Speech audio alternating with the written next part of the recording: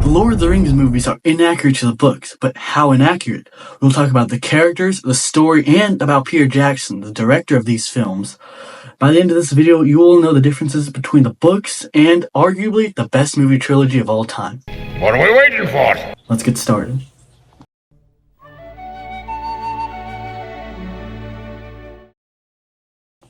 In the Fellowship, we have each of the members and their personal weapons. Frodo has Sting, Legolas has his bow, Aragorn has a sword, and Gimli has his axes, Boromir has a sword and shield, and so forth.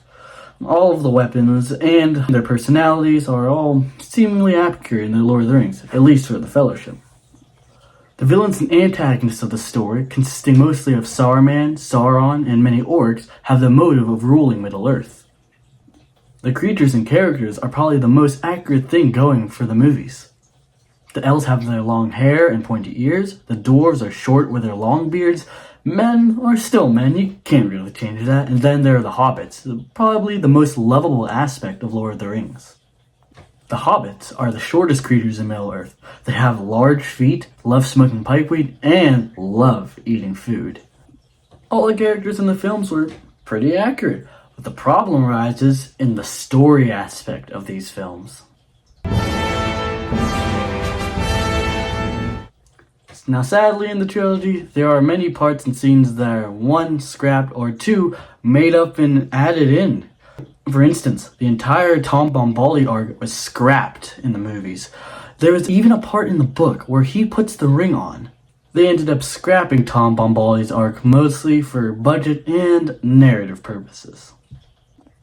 In the book, Bilbo is actually set in the Council of Elrond, and Gandalf mentions Saruman betraying them, whereas in the movies, none of this happens. In the book, Saruman and Grima Wormtongue were not supposed to die until the end of the Return of the King, but in the movies, they kill them off in the first 20 minutes of Return of the King. In the Fellowship of the Ring movie, Gandalf shouts maybe some of his most famous words. He says, "You shall not pass!" Sadly, this is different than what he says in the book. He actually says, "You cannot pass," which is still the same idea, but is worded differently, which I'm not a big fan of.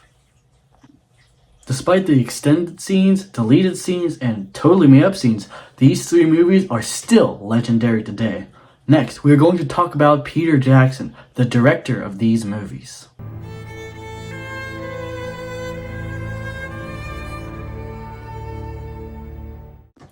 Before the creation of these awesome movies, Peter Jackson thought he wanted a challenge that will push him to his limits, and he got one. As a teenager, Peter Jackson read the Lord of the Rings series and he fell in love with it. Jackson wanted to create this trilogy as realistic as possible, making it seem like it came from history. Peter Jackson was born in Wellington, New Zealand, and he imagined the landscapes in Lord of the Rings as the beautiful mountains and hills of New Zealand. His production company is called Wingnut Films. When Peter Jackson directed the Lord of the Rings films, he was more focused on the action and battles. With that, each of the film in the trilogy had about $90 million.